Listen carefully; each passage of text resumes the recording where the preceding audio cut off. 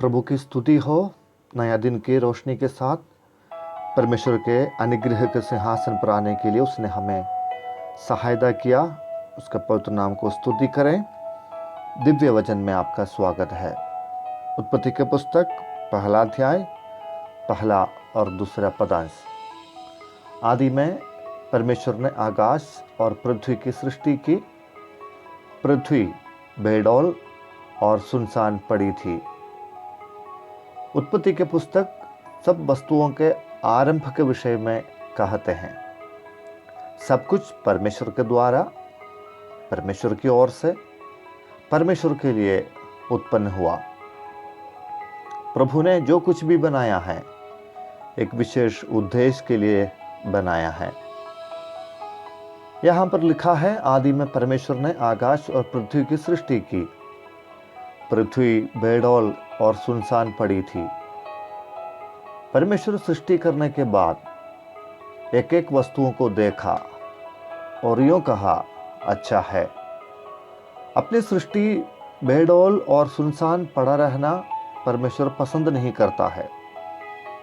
उसकी सृष्टि, उसके मकसद को पूरा करना परमेश्वर की इच्छा है।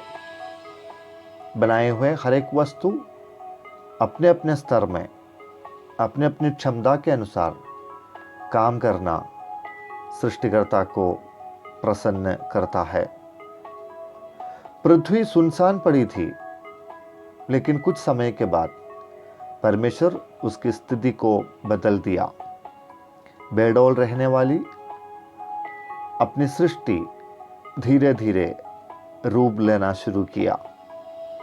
सृष्टि को खूबसूरत बनाया, पृथ्वी को क्रमानुसार वासयोग्य बनाया, मनुष्य को रहने के लिए तैयार किया। एक एक करके तैयारी करा और छठवें दिन मनुष्य को बनाया।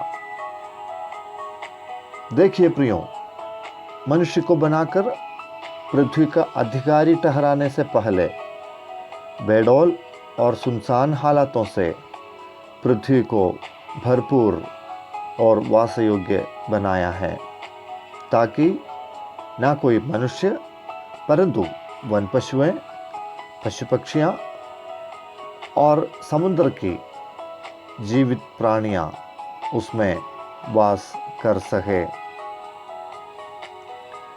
सृष्टिकर्ता का वचन और हाथ हर एक वस्तु को रूप देता है, सुंदर सा रूप में लाता है। मेरे अजीजों, ये वचन सुनने वालों, आपके जीवन के भीतर कुछ ऐसा अनुभव है जो अभी तक उसका असली रूप में नहीं पहुंचा। आपको लग रहा है कि अभी भी वो खाली है, तो सृष्टिकर्ता परमेश्वर उसको भरपूर करने वाला है, संपूर्णता के अवस्था में लेकर आने वाला है। 18 वर्ष कुबड़ी रहने वाली स्त्री की बेडौल अवस्था को प्रभु यीशु ने संपूर्णता में लेकर आया। जन्म से अंधा व्यक्ति को यीशु मसीह ने चंगाई दिया और साधारण मनुष्य की तरह परमेश्वर की सुंदरता को देखने का लायक बनाया।